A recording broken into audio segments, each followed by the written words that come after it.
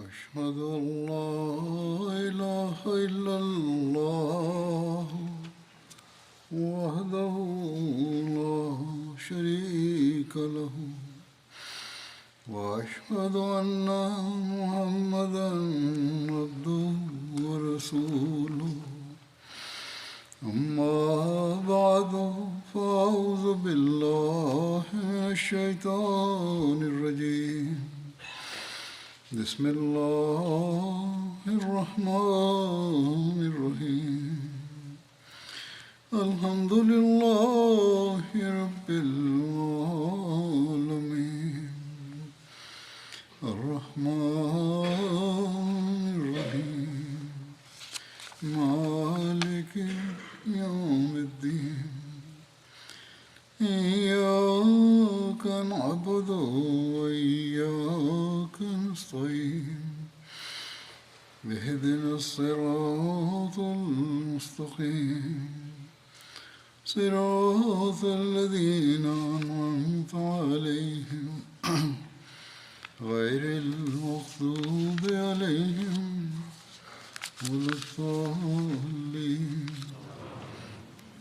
കഴിഞ്ഞ ഖുതുബയിൽ ഉഹുദ് യുദ്ധത്തെ പറ്റിയാണ് പരാമർശിച്ചു വന്നിരുന്നത്.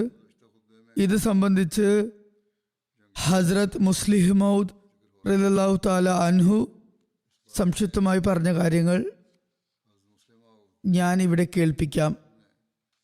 പറയുന്നു, നിഷേധികളുടെ സൈന്യം ബദർ രണാങ്കണത്തിൽ നിന്ന് പിന്തിരിഞ്ഞോടിയ ശേഷം അടുത്ത വർഷം ഞങ്ങൾ വീണ്ടും മദീനയെ ആക്രമിക്കുമെന്ന്, അതുപോലെ തങ്ങളുടെ പരാജയത്തിന് മുസ്ലിങ്ങളോട് പകരം ചോദിക്കുമെന്ന് വിളംബരപ്പെടുത്തിയിരുന്നു.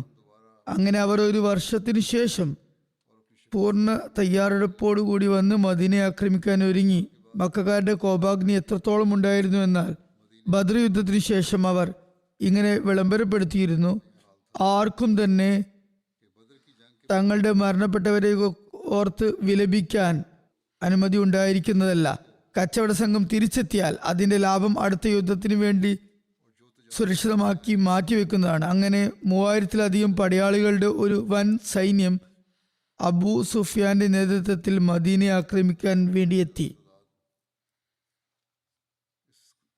തിരുനബി സല്ലല്ലാഹു അലൈഹി വസല്ലം സ്വഹാബാക്കളോട് പട്ടണത്തിന് അകത്ത് നിന്ന് യുദ്ധം ചെയ്യണമോ അതല്ല പുറത്ത് പോയി യുദ്ധം ചെയ്യണമോ എന്ന് അഭിപ്രായം ആരാഞ്ഞു, കൂടിയാലോചന നടത്തി. തിരുനബി സല്ലല്ലാഹു അലൈഹി വസല്ലം ശത്രുക്കൾ യുദ്ധത്തിന് ആരംഭം കുറിക്കട്ടെ എന്നാണ് ആഗ്രഹിച്ചത്. അങ്ങനെയാകുമ്പോൾ യുദ്ധത്തിന് ആരംഭം കുറിച്ചതിന്റെ ഉത്തരവാദിത്വവും അവർക്ക് മേലായിരിക്കും. മുസ്ലിങ്ങൾക്ക് തങ്ങളുടെ വീടുകളിൽ തന്നെ ഇരുന്ന് വളരെ എളുപ്പത്തിൽ അവരെ നേരിടാൻ കഴിയുന്നതുമാണ്. എന്നാൽ ബദർ യുദ്ധത്തിൽ പങ്കെടുക്കാൻ കഴിഞ്ഞിട്ടില്ലാത്ത മുസ്ലിം യുവാക്കളുടെ മനസ്സിൽ തങ്ങൾക്കും അള്ളാഹുവിന്റെ മാർഗത്തിൽ ഷഹീദാകാൻ അവസരം കിട്ടിയെങ്കിൽ എന്ന അദമ്യമായ ആഗ്രഹമുണ്ടായിരുന്നു. അവർ തങ്ങളെ എന്തിനാണ് ഷഹാദത്തിൽ നിന്നും മാറ്റി നിർത്തുന്നതെന്ന് ചോദിച്ചു കൊണ്ടിരുന്നു. അങ്ങനെ തിരുനബി സല്ലല്ലാഹു അലൈഹി വസല്ലം അവർ പറഞ്ഞത് അംഗീകരിച്ചു. കൂടിയാലോചന നടത്തുമ്പോൾ തിരുനബി സല്ലല്ലാഹു അലൈഹി വസല്ലം തൻ്റെ ഒരു സ്വപ്നവും കേൾപ്പിച്ചു. പറയുന്നു, സ്വപ്നത്തിൽ ഞാൻ ഏതാനും പശുക്കളെ കാണുകയുണ്ടായി. എൻ്റെ വാൾ മുന പൊട്ടിയതായും കണ്ടു. മാത്രമല്ല പശുക്കളെ അറുക്കുന്നതായും ബലി കൊടുക്കുന്നതായും കാണുകയുണ്ടായി. കൂടാതെ എൻ്റെ കൈ ഞാൻ ഒരു ശക്തമായ സുഭദ്രമായ പടച്ചട്ടയ്ക്കുള്ളിൽ ഇട്ടതായും കണ്ടു. അതുപോലെ ഒരു ചെമ്മരിയാടിന്റെ പുറത്ത് ഞാൻ സഞ്ചരിക്കുന്നതായും കണ്ടു. സ്വഹാബകൾ ചോദിച്ചു, യാ റസൂലല്ലാഹ് സല്ലല്ലാഹു അലൈഹി വസല്ലം, അങ്ങ് ഈ സ്വപ്നങ്ങൾക്ക് എന്ത് വ്യാഖ്യാനമാണ് നൽകുന്നത്? തിരുനബി സല്ലല്ലാഹു അലൈഹി വസല്ലം പറയുകയുണ്ടായി, പശുക്കൾ അറക്കപ്പെട്ടു എന്നതിൻ്റെ വീഴ്ച എൻ്റെ ഏതാനും ചില സഹാബാക്കൾ ഷഹീദാക്കപ്പെടും എന്നാണ്. വാൾ പൊട്ടിയതിൻ്റെ അർത്ഥം എൻ്റെ കുടുംബക്കാരിൽ തന്നെ ഏതെങ്കിലും പ്രധാനപ്പെട്ട വ്യക്തി ഷഹീദാകും, അല്ലെങ്കിൽ എനിക്ക് തന്നെയും ഈ യുദ്ധത്തിൽ വല്ല പ്രയാസവും നേരിട്ടേക്കാം എന്നാണ്. പടച്ചട്ടക്കുള്ളിൽ കൈയിടുന്നതിൻ്റെ വിവക്ഷ നമ്മൾ മദീനക്കുള്ളിൽ തന്നെ നിന്ന് യുദ്ധം ചെയ്യുന്നതാണ് ഉചിതമെന്നാണ് ഞാൻ മനസ്സിലാക്കുന്നു. ചെമ്മരിയാടിന്റെ മേൽ യാത്ര ചെയ്തതായി സ്വപ്നം കണ്ടതിന്റെ വിവക്ഷ കാഫിര്യങ്ങളുടെ സൈന്യാധിപനുമേൽ നമുക്ക് ആധിപത്യം കിട്ടും, അതായത് നമ്മൾ അവരെ കീഴ്പ്പെടുത്തും എന്നാണ്. അഥവാ ആ വ്യക്തി മുസ്ലിങ്ങളുടെ കൈകളാൽ കൊല്ലപ്പെടുമെന്നാണ്. ഈ സ്വപ്നം മദീനക്കകത്ത് വെച്ച് യുദ്ധം ചെയ്യുന്നതായാൽ ഉചിതമാണെന്ന് മുസ്ലിങ്ങൾക്ക് വ്യക്തമാക്കി കൊടുത്തിരുന്നു. പക്ഷേ സ്വപ്ന വ്യാഖ്യാനം തിരുനബി സല്ലല്ലാഹു അലൈഹി വസല്ലം സ്വന്തമായി നൽകിയതായിരുന്നു, വെളിപാട് മുഖേന അള്ളാഹു നൽകിയതല്ല. അതുകൊണ്ട് തിരുനബി സല്ലല്ലാഹു അലൈഹി വസല്ലം ഭൂരിപക്ഷത്തിന്റെ അഭിപ്രായത്തെ മാനിച്ചു പുറത്തുപോയി യുദ്ധം ചെയ്യാൻ തീരുമാനമെടുത്തു. സ്വപ്നങ്ങളിൽ ലഭിക്കുന്ന സൂചനകളെ സംബന്ധിച്ച് ഈ സ്വപ്നത്തിന് അനുബന്ധമായി തിരുനബി സല്ലല്ലാഹു അലൈഹി വസല്ലമയുടെ ഇസ്തിആറത്ത് അഥവാ ആലങ്കാരിക പ്രയോഗത്തെ പറ്റി പരാമർശിച്ചുകൊണ്ട് ഹസ്രത്ത് മസീഹ് മൗഊദ് അലൈഹി സ്വലാത്തു വസ്സലാം പറയുന്നു, തിരുനബി സല്ലല്ലാഹു അലൈഹി വസല്ലമയുടെ ദർശനങ്ങളിലും സ്വപ്നങ്ങളിലും ഉണ്ടായിരുന്ന അലങ്കാരോക്തികൾ ഹദീസ് പഠിതാക്കളിൽ നിന്നും ഗോപ്യമല്ല. ഒരിക്കൽ കഷ്ഫിൽ ജാഗ്രത ദർശനത്തിൽ തിരുനബി സല്ലല്ലാഹു അലൈഹി വസല്ലം തൻ്റെ കയ്യിൽ 2 സ്വർണ്ണവാളകൾ അണിഞ്ഞതായി കാണുകയുണ്ടായി. അതുകൊണ്ട് 2 വ്യാജവാദികളായിരുന്നു വിവക്ഷ. അവർ വ്യാജ പ്രവാചകത്വവാദം ഉന്നയിക്കുന്നവരായിരുന്നു. മറ്റൊരിക്കൽ തിരുനബി സല്ലല്ലാഹു അലൈഹി വസല്ലം സ്വപ്നത്തിൽ പശുക്കൾ അറുക്കപ്പെടുന്നതായി കണ്ടിരുന്നു. അതിന്റെ വിവക്ഷ ഉഹുദ് യുദ്ധത്തിൽ ഷഹീദാക്കപ്പെട്ട സ്വഹാബാക്കളായിരുന്നു. അത്തരത്തിൽ ഒരുപാട് ഉദാഹരണങ്ങൾ മറ്റു പ്രവാചകന്മാരുടെ കഷ്ഫുകളിലും ജാഗ്രത ദർശനങ്ങളിലും കാണാൻ കഴിയുന്നതാണ്. പ്രത്യക്ഷത്തിൽ ഒരു കാര്യം കാണിക്കപ്പെടുന്നു, യഥാർത്ഥത്തിൽ അതിന്റെ വിവക്ഷ മറ്റൊന്നായിരിക്കും. ആയതിനാൽ പ്രവാചകന്മാരുടെ വചനങ്ങളിൽ അലങ്കാരോക്തികൾ ഉണ്ടാകുന്നത് ഒരിക്കലും ഒരു അപൂർവതയല്ല. ഏതായിരുന്നാലും പുറത്തുപോയി യുദ്ധം ചെയ്യാമെന്ന് തീരുമാനിച്ചപ്പോൾ തിരുനബി സല്ലല്ലാഹു അലൈഹി വസല്ലം സഹാബാക്കളോട് തയ്യാറെടുപ്പിനുള്ള കൽപ്പന നൽകി. തിരുനബി സല്ലല്ലാഹു അലൈഹി വസല്ലം സ്വന്തം നിലക്കും യുദ്ധത്തിന് തയ്യാറെടുപ്പുകൾ തുടങ്ങി. ഇതിന്റെ വിശദാംശങ്ങൾ ഇപ്രകാരമാണ് വിവരിക്കപ്പെട്ടതുപോലെ: സ്വപ്നങ്ങളുടെ വെളിച്ചത്തിൽ തിരുനബി സല്ലല്ലാഹു അലൈഹി വസല്ലമിന് പട്ടണത്തിൽ നിന്ന് പുറത്തുപോയി യുദ്ധം ചെയ്യുന്നത് ഇഷ്ടമായിരുന്നില്ല. എന്നാൽ ജനങ്ങൾ തുടർച്ചയായി ശാഠ്യം പിടിച്ചപ്പോൾ തിരുനബി സല്ലല്ലാഹു അലൈഹി വസല്ലം അവരുടെ അഭിപ്രായത്തെ അംഗീകരിക്കേണ്ടേ. തിരുനബി സല്ലല്ലാഹു അലൈഹി വസല്ലം ജുമാ നമസ്കരിപ്പിക്കുകയും അവർക്ക് മുമ്പിൽ ഒരു ഉപദേശ പ്രസംഗം നടത്തുകയും ചെയ്തു. പൂർണ്ണ ശ്രദ്ധയോടെയും ധൈര്യത്തോടെയും യുദ്ധം ചെയ്യാൻ അവർക്ക് കൽപ്പന നൽകി. ജനങ്ങൾ ക്ഷമയോടുകൂടി പ്രവർത്തിക്കുന്നതാണെങ്കിൽ അള്ളാഹു അവർക്ക് വിജയം നൽകുന്നതാണെന്നുള്ള സ്വാർത്ഥ നൽകി. തുടർന്ന് അവരോട് യുദ്ധത്തിന് തയ്യാറാകാൻ വേണ്ടി കൽപ്പിച്ചു. ജനങ്ങൾ ഈ കൽപ്പന കേട്ടപ്പോൾ സന്തോഷിച്ചു. പിന്നെ തിരുനബി സല്ലല്ലാഹു അലൈഹി വസല്ലം എല്ലാവരോടുമൊപ്പം അസർ നമസ്കരിച്ചു. അപ്പോഴേക്കും തൊട്ടടുത്ത പ്രദേശങ്ങളിലെ ജനങ്ങളും അവിടെ ഒത്തുകൂടിയിരുന്നു. തുടർന്ന് തിരുനബി സല്ലല്ലാഹു അലൈഹി വസല്ലം ഹസ്രത്ത് അബൂബക്കറിന്റെയും ഹസ്രത്ത് ഉമറിന്റെയും കൂടെ വീട്ടിലേക്ക് പോയി. അവർ രണ്ടുപേരും കൂടി തിരുനബി സല്ലല്ലാഹു അലൈഹി വസല്ലമയുടെ തലപ്പാവ് ധരിപ്പിച്ചു. തിരുനബി സല്ലല്ലാഹു അലൈഹി വസല്ലമയെ പടച്ചട്ട അണിയിപ്പിച്ചു. ജനങ്ങൾ അണിനിരന്നുകൊണ്ട് തിരുനബി സല്ലല്ലാഹു അലൈഹി വസല്ലമയെ കാത്തുനിൽപ്പുണ്ടായിരുന്നു. ആ സമയത്ത് ഹസ്രത്ത് സാദ് ബിൻ മുആസും ഹസ്രത്ത് ഉസൈദ് ബിൻ ഹുലൈറും ജനങ്ങളോട് പറഞ്ഞു, നിങ്ങൾ തിരുനബി സല്ലല്ലാഹു അലൈഹി വസല്ലമയെ തിരുനബിയുടെ ഇംഗിതത്തിന് വിരുദ്ധമായി പുറത്തുപോയി യുദ്ധം ചെയ്യാൻ നിർബന്ധിച്ചിരിക്കുന്നു. അതുകൊണ്ട് ഇപ്പോഴെങ്കിലും ഇക്കാര്യം തിരുനബി സല്ലല്ലാഹു അലൈഹി വസല്ലമിന് വിട്ടുകൊടുക്കുക. തിരുനബി സല്ലല്ലാഹു അലൈഹി വസല്ലം എന്ത് കൽപ്പന നൽകിയാലും തിരുനബിയുടെ എന്ത് അഭിപ്രായം ആണെങ്കിലും അതിൽ നമുക്ക് നന്മയുണ്ടായിരിക്കും. അതുകൊണ്ട് തിരുനബി സല്ലല്ലാഹു അലൈഹി വസല്ലമയെ അനുസരിക്കുവിൻ. അപ്പോഴേക്കും തിരുനബി സല്ലല്ലാഹു അലൈഹി വസല്ലം പടച്ചട്ടി അണിഞ്ഞു പുറത്തേക്ക് വന്നു. തിരുനബി സല്ലല്ലാഹു അലൈഹി വസല്ലം ഇരട്ട പടച്ചട്ടയായിരുന്നു ധരിച്ചിരുന്നത്. അതായത് ഒന്നിനു മുകളിൽ മറ്റൊന്ന് ധരിച്ചിരുന്നു. ഇത് ദാത്തുൽ ഫുസൂൽ ഫിസ എന്നു പേരുള്ള പടച്ചട്ടകളായിരുന്നു. ദാത്തുൽ ഫുസൂൽ തിരുനബി സല്ലല്ലാഹു അലൈഹി വസല്ലമയുടെ ബദർ യുദ്ധത്തിൽ പോകുമ്പോൾ ഹസ്രത്ത് സാദ് ബിൻ ഉബാദ നൽകിയ പടച്ചട്ടയായിരുന്നു. നബി സല്ലല്ലാഹു അലൈഹി വസല്ലമയുടെ വഫാത്ത് വേളയിൽ ഈ പടച്ചട്ട ഒരു യഹൂദിയുടെ കയ്യിൽ പണയത്തിലായിരുന്നു ഉണ്ടായിരുന്നത്. പിന്നെ ഹസ്രത്ത് അബൂബക്കർ പൈസ കൊടുത്ത് അത് തിരിച്ചെടുക്കുകയുണ്ടായി. തിരുനബി സല്ലല്ലാഹു അലൈഹി വസല്ലം തൻ്റെ ഒരു വശത്ത് വാൾ തൂക്കിയിട്ടുണ്ടായിരുന്നു, പുറത്ത് ആവനാഴി തൂക്കിയിരുന്നു. ഒരു നിവേദനത്തിൽ തിരുനബി സല്ലല്ലാഹു അലൈഹി വസല്ലം സഖബ് എന്ന പേരുള്ള തൻ്റെ കുതിരപ്പുറത്ത് സഞ്ചരിച്ചുകൊണ്ട് പുറപ്പെട്ടു എന്ന് എഴുതിയിരിക്കുന്നു. അമ്പും വില്ലും കയ്യിൽ കരുതിയിരുന്നു. ഒരുപക്ഷെ ഈ കാര്യങ്ങളെല്ലാം ഉണ്ടായിട്ടുണ്ടാകും. വിവിധ ആളുകൾ അത് കണ്ടിരുന്നു. നബി സല്ലല്ലാഹു അലൈഹി വസല്ലം വീട്ടിൽ നിന്ന് പുറത്തിറങ്ങുമ്പോൾ ആയുധങ്ങൾ അണിഞ്ഞിട്ടുണ്ടായിരുന്നു. അതിനിടയിൽ മാലിക് ബിൻ അംർ ബുഖാരി വഫാത്തായ നജാരി വഫാത്തായ വിവരം നബി സല്ലല്ലാഹു അലൈഹി വസല്ലമിനെ അറിയിക്കുകയുണ്ടായി. അദ്ദേഹത്തിന്റെ മയ്യത്ത് ജനാസയുടെ സ്ഥലത്ത് വെച്ചിരുന്നു. നബി സല്ലല്ലാഹു അലൈഹി വസല്ലം അദ്ദേഹത്തിന്റെ ജനാസ നമസ്കരിപ്പിച്ചു. ജനങ്ങൾ നബി സല്ലല്ലാഹു അലൈഹി വസല്ലമയോട് പറഞ്ഞു, യാ റസൂലല്ലാഹ് സല്ലല്ലാഹു അലൈഹി വസല്ലം, ഞങ്ങൾ ഒരിക്കലും അങ്ങയുടെ അഭിപ്രായത്തെ എതിർക്കാനോ അങ്ങയെ നിർബന്ധിക്കാനോ ഉദ്ദേശിച്ചിട്ടില്ല. ആയതിനാൽ അങ്ങ് ഇഷ്ടപ്പെടുന്ന രീതിയിൽ തന്നെ പ്രവർത്തിച്ചാലും. ഒരു നിവേദനത്തിൽ വന്നിരിക്കുന്നു, അങ്ങ് പട്ടണത്തിന് പുറത്തു പോയി യുദ്ധം ചെയ്യാൻ ആഗ്രഹിക്കുന്നില്ലെങ്കിൽ ഇവിടെ തന്നെ നിൽക്കാം. തിരുനബി സല്ലല്ലാഹു അലൈഹി വസല്ലം പറഞ്ഞു, ആയുധങ്ങൾ ധരിച്ച ശേഷം അള്ളാഹു നബിക്കും ശത്രുക്കൾക്കും ഇടയിൽ തീരുമാനമെടുക്കുന്നതിന് മുമ്പേ അത് ഇറക്കി വെക്കുന്നത് അള്ളാഹുവിന്റെ പ്രവാചകന് യോജിച്ചതല്ല. മറ്റൊരു നിവേദനത്തിൽ യുദ്ധം ചെയ്യാതെ ഇരിക്കുന്നത് എന്നും വന്നിട്ടുണ്ട്. തിരുനബി സല്ലല്ലാഹു അലൈഹി വസല്ലമിന്റെ തയ്യാറെടുപ്പിനെയും സ്വഹാബാക്കൾക്കുണ്ടായ അബദ്ധത്തെ പറ്റിയുള്ള ബോധ്യത്തെയും സംബന്ധിച്ച് ഹദരത്ത് മിർസ ബഷീർ അഹമ്മദ് സാബ് ഇപ്രകാരം എഴുതുന്നു. തിരുനബി സല്ലല്ലാഹു അലൈഹി വസല്ലം വീട്ടിനുള്ളിലേക്ക് പോയി. അവിടെ ഹദരത്ത് അബൂബക്കറിന്റെയും ഹദരത്ത് ഉമറിന്റെയും സഹായത്തോടെ തലപ്പാവും വസ്ത്രവും ധരിച്ചു, വസ്ത്രവും ധരിച്ചു. തുടർന്ന് ആയുധങ്ങളും ധരിച്ച് അള്ളാഹുവിന്റെ നാമത്തിൽ പുറത്തേക്ക് വന്നു. എന്നാൽ ഇതിനിടയിൽ യുവാക്കൾക്ക് ചില സ്വഹാബാക്കൾ ഉപദേശത്തിന്റെ അടിസ്ഥാനത്തിൽ തങ്ങളുടെ അബദ്ധം ബോധ്യപ്പെട്ടിരുന്നു.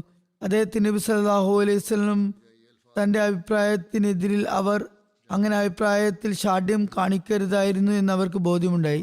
ഇത് ബോധ്യപ്പെട്ടപ്പോൾ അവരിൽ അധികം പേരും ലജ്ജിതരായി. തിരുനബി സല്ലല്ലാഹു അലൈഹി വസല്ലം ആയുധങ്ങളേന്തി ഇരട്ട പടച്ചട്ടിയും അണിഞ്ഞ് പുറത്തേക്ക് വന്നത് കണ്ടപ്പോൾ അവർക്ക് കൂടുതൽ ലജ്ജയുണ്ടായി. അവർ ഏറെക്കുറെ ഏകസ്വരത്തിൽ പറഞ്ഞു, യാ റസൂലല്ലാഹ് സല്ലല്ലാഹു അലൈഹി വസല്ലം, ഞങ്ങൾക്ക് തെറ്റുപറ്റിയിരിക്കുന്നു. അങ്ങയുടെ അഭിപ്രായത്തിനെതിരിൽ ഞങ്ങൾ സ്വന്തം അഭിപ്രായത്തിൽ വാശി പിടിക്കുകയാണുണ്ടായത്. അങ്ങ് എന്താണോ ഉചിതമായി കരുതുന്നത് അതനുസരിച്ച് പ്രവർത്തിച്ചാലും ഇൻഷാ അല്ലാഹ് അതിൽ അനുഗ്രഹം ഉണ്ടാകുന്നതാണ്. തിരുനബി സല്ലല്ലാഹു അലൈഹി വസല്ലം പറഞ്ഞു, അള്ളാഹു ഒരു തീരുമാനം കൽപ്പിക്കുന്നതിന് മുമ്പ് തിരുനബി സല്ലല്ലാഹു അലൈഹി വസല്ലം ഒരു പ്രവാചകൻ താൻ അണിഞ്ഞ് ആയുധങ്ങൾ ഇറക്കി വെക്കുന്നത് അള്ളാഹുവിന്റെ പ്രവാചകന് അവന്റെ അന്തസ്സിന് യോജിച്ച കാര്യമല്ല.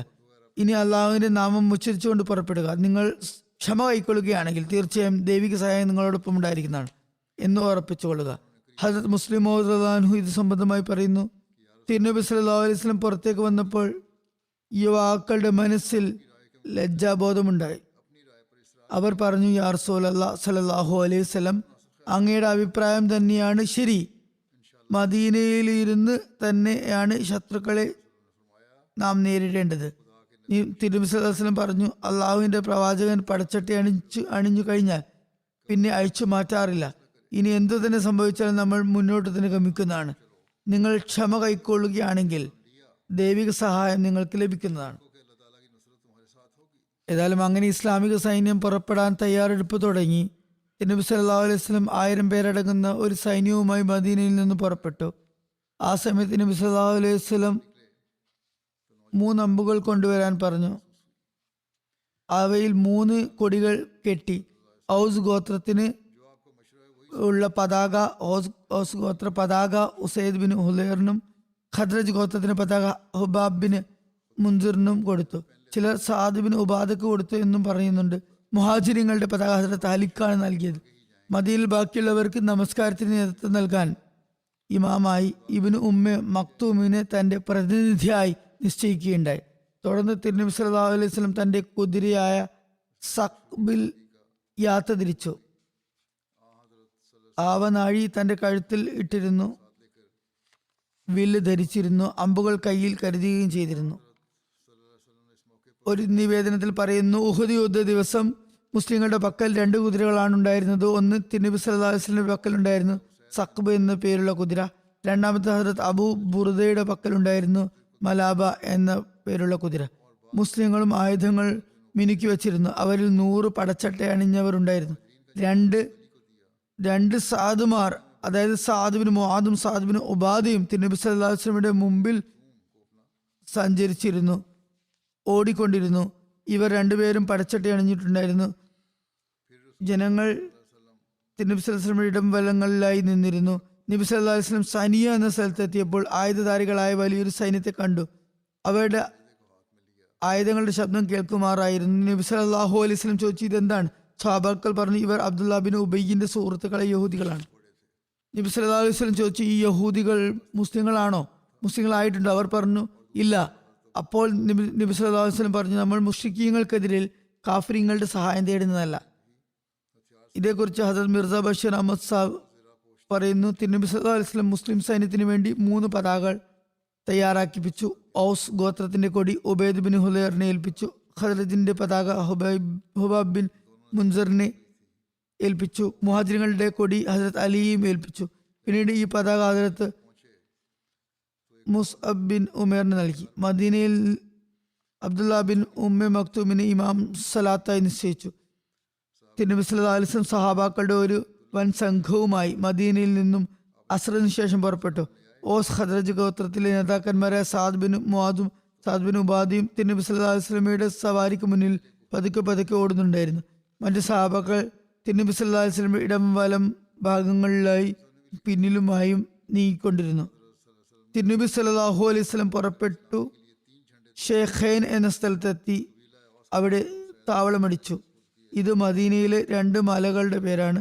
ഇവിടെ എത്തിയ ശേഷം തിരുനബി സല്ലല്ലാഹു അലൈഹി വസല്ലം തന്റെ സൈന്യത്തെ പരിശോധിച്ചു. 15 വയസ്സ് തികഞ്ഞിട്ടില്ലാത്തവരെ അല്ലെങ്കിൽ 14 വയസ്സ് മാത്രമുള്ളവരെ, അതിനുള്ളിലുള്ളവരെ, അങ്ങനെ മനസ്സിലാക്കിയവരെ, ആ യുവാക്കളെ തിരുനബി സല്ലല്ലാഹു അലൈഹി വസല്ലം തിരിച്ചയച്ചു. ഇമാം ഷാഫി എഴുതുന്നു, തിരുനബി സല്ലല്ലാഹു അലൈഹി വസല്ലം 14 വയസ്സുള്ള 17 യുവാക്കളെ തിരിച്ചയക്കുകയുണ്ടായി. അവരെ തിരുനബി സല്ലല്ലാഹു അലൈഹി വസല്ലമയുടെ മുന്നിൽ കൊണ്ടുവന്നു. തിരുനബി സല്ലല്ലാഹു അലൈഹി വസല്ലമയുടെ മുന്നിൽ യുവാക്കൾ ആവേശഭരിതരായി നിലകൊണ്ടു. അവരിൽ ചിലരുടെ പേര് നിവേദനങ്ങളിൽ കാണപ്പെടുന്നുണ്ട്. അതിപ്രകാരമാണ്: Abdullah bin Umar, Zaid bin Thabit, Usama bin Zaid bin Arqam, Bara bin Asim, Usaid bin Zuhair, Uraba bin Aus, Abu Saeed Khudri, Aus bin Thabit, Saud bin Buhaid, Ibn Muawiya Bijli, Sayyid bin Habta. Habta ഇദ്ദേഹത്തിന്റെ മാതാവിന്റെ പേരാണ്. Saad bin Ukhaib, Zaid bin Jariya, Jabir bin Abdulla.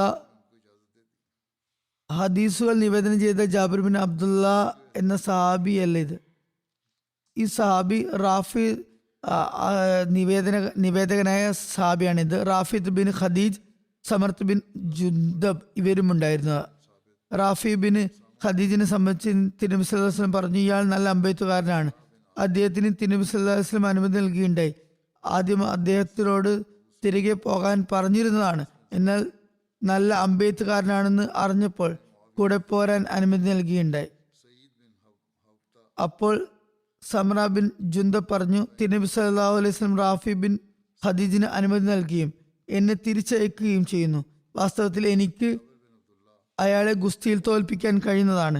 ഇതറിഞ്ഞപ്പോൾ തിരുനബി സല്ലല്ലാഹു അലൈഹി വസല്ലം പറഞ്ഞു, നിങ്ങൾ രണ്ടുപേരും ഗുസ്തി നടത്തുവിൻ. ഗുസ്തിയിൽ സമറ റാഫിനെ പരാജയപ്പെടുത്തുകയുണ്ടായി. അപ്പോൾ തിരുനബി സല്ലല്ലാഹു അലൈഹി വസല്ലം അദ്ദേഹത്തിനും അനുമതി നൽകുകയുണ്ടായി. നബി സല്ലല്ലാഹു അലൈഹി വസല്ലം സൈന്യത്തെ പരിശോധിച്ചു കഴിഞ്ഞപ്പോഴേക്കും സൂര്യൻ അസ്തമിച്ചിരുന്നു.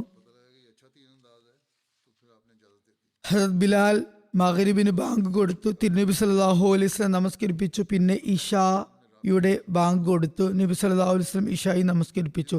ആ രാത്രി ഷേഖൈൻ എന്ന സ്ഥലത്ത് തന്നെ കഴിച്ചു കൂട്ടി. അന്നത്തെ രാത്രി കാവലിന് മുഹമ്മദ് ബിൻ മുസ്ലിമയെ മേൽനോട്ടക്കാരനാക്കി. ഇദ്ദേഹം 50 ആളുകളോടൊപ്പം സൈന്യത്തിന് ചുറ്റും റോന്തു ചുറ്റിക്കൊണ്ടിരുന്നു. തിരുനബി സല്ലല്ലാഹു അലൈഹി വസല്ലം ചോദിച്ചു, ഇന്ന് നമ്മുടെ സംരക്ഷണത്തിന് വേണ്ടി രാത്രി ആരാണ് പാറാവ് നിൽക്കുക? അതായത് സൈന്യത്തിനും തിരുനബി സല്ലല്ലാഹു അലൈഹി വസല്ലമയ്ക്കും വേണ്ടി ആരാണ് സംരക്ഷണം ഏർപ്പെടുത്തുക? അപ്പോൾ ദഖ്വാൻ ബിൻ അബ്ദു ഖൈസ് എഴുന്നേറ്റു മുന്നോട്ട് വന്നു.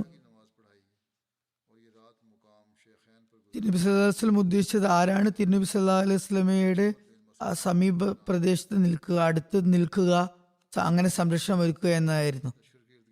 അപ്പോൾ സഖ്വാൻ ബിൻ അബ്ദുൽ ഖൈസ് എഴുന്നേറ്റ് തന്റെ പടച്ചട്ട അണിയുകയും തുകൽ കൊണ്ടുള്ള പരിചയം എടുക്കുകയും ചെയ്തു. ആദ്യം തിരുനബി സല്ലല്ലാഹു അലൈഹി വസല്ലമിന് സംരക്ഷണം നൽകിക്കൊണ്ട് തിരുനബി സല്ലല്ലാഹു അലൈഹി വസല്ലമയുടെ അടുക്കൽ തന്നെ നിലയുറപ്പിച്ചു. ഒരു നിമിഷം പോലും അവിടെ നിന്നും അങ്ങോട്ടും ഇങ്ങോട്ടും മാറിയില്ല. തിരുനബി സല്ലല്ലാഹു അലൈഹി വസല്ലം ഇടയത്താഴത്തിന്റെ സമയം വരെ വിശ്രമിച്ചു. നിവേദനത്തിൽ പറയുന്നു, രാവിലെ തിരുനബി സല്ലല്ലാഹു അലൈഹി വസല്ലം പറഞ്ഞു, മലക്കുകൾ ഹസരത്ത് ഹംസയെ കുളിപ്പിക്കുന്നതായി ഞാൻ സ്വപ്നം കാണുകയുണ്ടായി.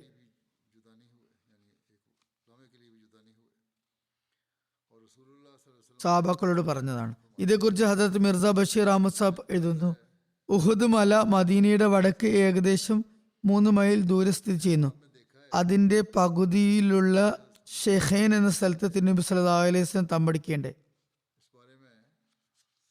ഇസ്ലാമിക സൈന്യത്തെ പരിശോധിക്കാൻ അവിടെ തിരുനബി സല്ലല്ലാഹു അലൈഹി വസല്ലം ഉത്തരവിട്ടു. ജിഹാദിന്റെ ആവേശത്തിൽ വന്നിരുന്ന ചെറുബാലന്മാരെ തിരിച്ചയച്ചു. അങ്ങനെ Abdullah bin Umar, Usama bin Zaid, Abu Saeed Khudri എന്നിവരെല്ലാം തിരിച്ചയക്കപ്പെട്ടു. റാഫിദ് ബിൻ ഖദീജ് ഈ കുട്ടികളുടെ സമപ്രായക്കാരനായിരുന്നു. പക്ഷെ നല്ലവണ്ണം അമ്പെയ്യാൻ അറിഞ്ഞിരുന്നു. അതിനാൽ ഈ നൈപുണ്യം കാരണം അദ്ദേഹത്തിന്റെ പിതാവ് തിരുനബി സല്ലല്ലാഹു അലൈഹി വസല്ലമയുടെ അടുക്കൽ ചെന്ന് തന്റെ മകന് വേണ്ടി ജിഹാദിന് അനുമതി നൽകാൻ ശുപാർശ ചെയ്തു. തിരുനബി സല്ലല്ലാഹു അലൈഹി വസല്ലം റാഫിനെ ഒന്ന് അടിമുടി നോക്കി. അപ്പോൾ അദ്ദേഹം യോദ്ധാക്കളെ പോലെ നല്ലപോലെ നെഞ്ചു വിരിച്ച് നിൽക്കുന്നുണ്ടായിരുന്നു. നല്ല ഊർജ്ജസ്വലനായി, ഉന്മേഷവാനായി തോന്നിക്കാൻ, നല്ല ഉയരമുള്ളവനായി കാണാൻ വേണ്ടിയായിരുന്നു ഇങ്ങനെ ചെയ്തിരുന്നത്. ഏതായാലും അദ്ദേഹത്തിന്റെ ഉപായം ഉപകാരപ്പെട്ടു.